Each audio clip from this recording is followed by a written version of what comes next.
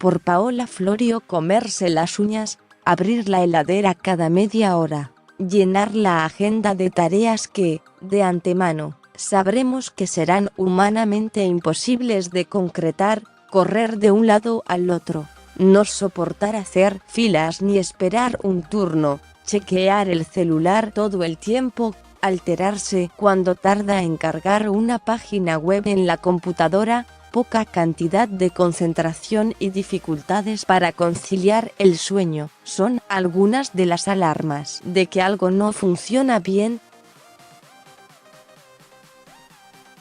Estos síntomas son típicos de un episodio de ansiedad, algo que le sucede a muchas personas. La cabeza no se detiene, el pulso se acelera, el mundo parece derrumbarse y es agotador. Y quizás sea solo detenerse, respirar, quitarse esa sensación de agobio, la vivencia de derrumbe. Pero no es tan fácil y esos repetidos intentos por bajar generan más ansiedad como una rueda imparable. Por eso se origina muchas veces en el intento desesperado de conseguir un equilibrio, búsqueda natural del ser humano, la tendencia hacia el centro. La ansiedad en sí no es ni buena ni mala, es una emoción como otras. De hecho, en mayor o menor medida, todos somos ansiosos y ello es necesario y hasta positivo. Por ejemplo, si tenemos que ir a una entrevista laboral, tener cierto grado de ansiedad nos va a permitir estar atentos, poder anticipar obstáculos y desenvolvernos satisfactoriamente.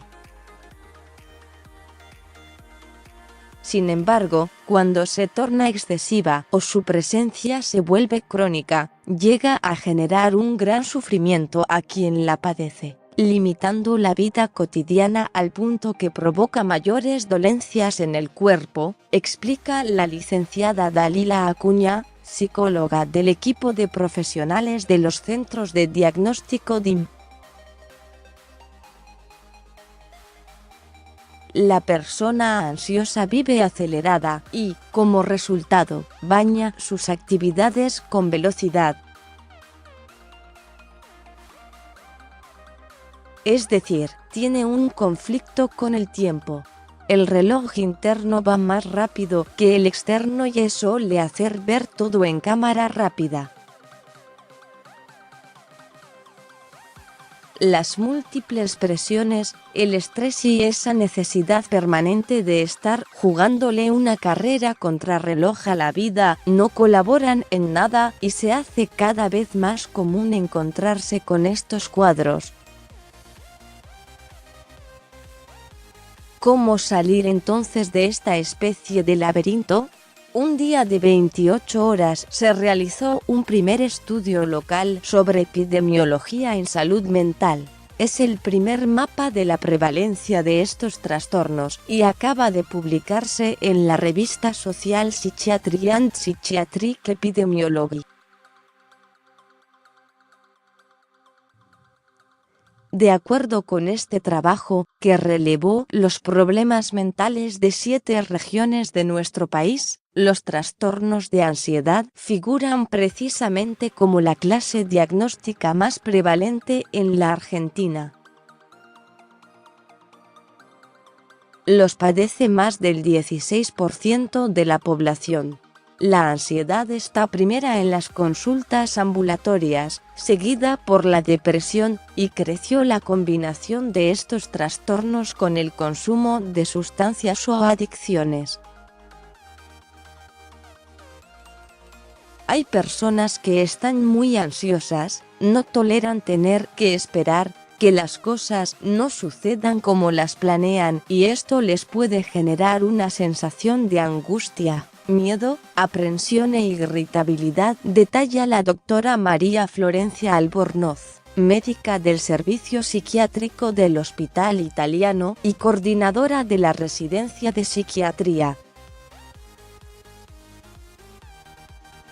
Para ella, hay factores predisponentes, genéticos, de personalidad, ambientales según el contexto de cada uno, factores desencadenantes, situaciones claves, obstáculos para conseguir logros, acontecimientos graves o consumo de drogas, y factores de mantenimiento ligados a la gestión de la propia ansiedad, como el miedo al miedo, decisiones fallidas, fobias. Los problemas de ansiedad se producen, normalmente, por una combinación de alguno de estos factores durante un periodo de tiempo. Las mujeres tienen más riesgo que los hombres de padecer un trastorno de ansiedad y la prevalencia es de 2 a 1. En el caso de la fobia social, las diferencias son menores.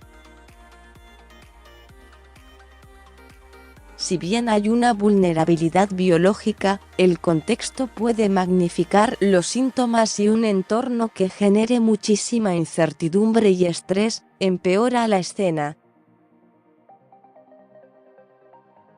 Hace unos meses viví un momento muy tremendo. Me echaron del trabajo, pasaba el tiempo y no conseguía nada. Empecé a ver todo negativo, no podía enfocar en cosas buenas. Iba a entrevistas laborales y ya llegaba a la reunión derrotada, toda transpirada, sabiendo que no lo lograría. He llegado a bajarme del colectivo y volverme a mi casa descompuesta, cuenta Carla, empleada en una farmacia. En ese entonces, no dormía y cada día que pasaba se ponía peor, así fue que pidió ayuda, comenzó yoga y aprendió algunas respiraciones. Todo comenzó a fluir, fui viendo los cambios, mi cuerpo se equilibró y cambié la energía. No fue magia, puse mucho de mi parte, es un día a día, reeducar la forma de vivir, asegura. Mariana también se refiere a ese trabajo diario de poner algo de sí misma. Todo el tiempo estoy lidiando con mi ansiedad. Voy siempre tratando de encontrar nuevas maneras. No soy buena meditando, me cuesta todo, bajar de la vorágine me cuesta. Pero según el momento, aplico a diferentes cosas. Trato de tener la ansiedad siempre a raya, porque te lleva a un lugar horrible.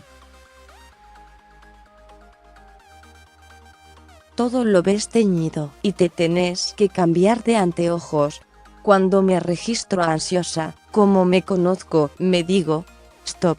Me conozco, y cuando te pasa eso de golpe no disfrutas, no conectas con el otro, y algo que es placentero, te resulta un plomo. He hecho 1000 cosas diferentes para controlar la ansiedad, incluido el ejercicio físico. Para ella, cuando una persona está ansiosa, le genera alrededor una sensación rara, y en los chicos se renota la ansiedad. Como a uno le resulta fácil registrarlo en el otro, es importante registrarlo en uno y aprender a calmarnos y no enojarnos porque a veces somos muy duros con nosotros mismos, hay que ver de dónde viene. Soy muy racional, entonces trato de entender. Así como uno cuando tiene un resfrío trata de curarse, con la ansiedad también hay que hacer algo porque no se va sola. Hay que sacarla en el paso 1 porque cuando se instala ya es muy difícil sacarla. Es bueno entender que a otras personas les pasa esto y comprender por qué les pasa, ayuda. Para mí, hoy todo genera ansiedad, empezando por el teléfono. Pero a la ansiedad, yo la abrazo, no la combato. Las alarmas. La ansiedad es una emoción común a todos los seres humanos y es satisfactorio tenerla, explica Acuña, ya que, como el resto de las emociones, está presente porque tiene utilidad para nuestra especie. Su función es prepararnos para situaciones potencialmente peligrosas. Gracias a la ansiedad nos preparamos mental, conductual y fisiológicamente para lo que podría ser una situación concreta de amenaza o peligro, por ejemplo, un incendio, un robo, un ataque, etc. La especialista nos enseña a detectar cuando esta sensación se está yendo de lo normal y deberíamos prestarle atención.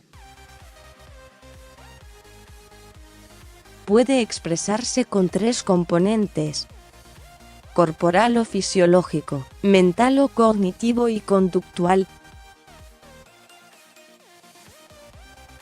Corporal. Son las sensaciones físicas que podemos notar cuando nos ponemos nerviosos.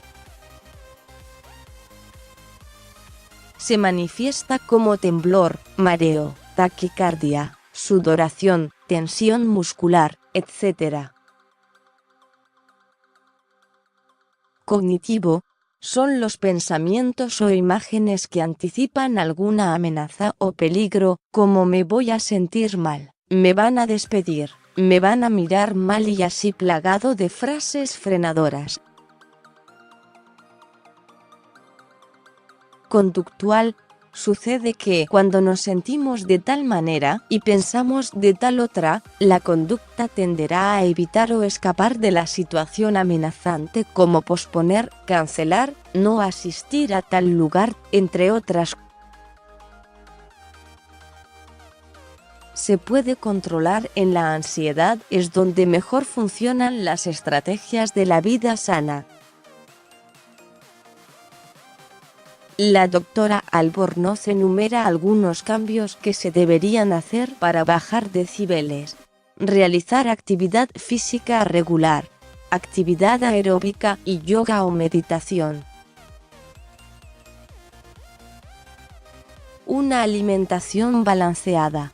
Una dieta que incluya frutas y verduras de estación, cereales integrales, legumbres, agua, evitando productos industrializados, como harinas blancas y dulces, ya que estos últimos predisponen a estados de ansiedad, sobre todo en niños y personas vulnerables, y nada de productos que contengan cafeína, café, té, mate, bebidas cola.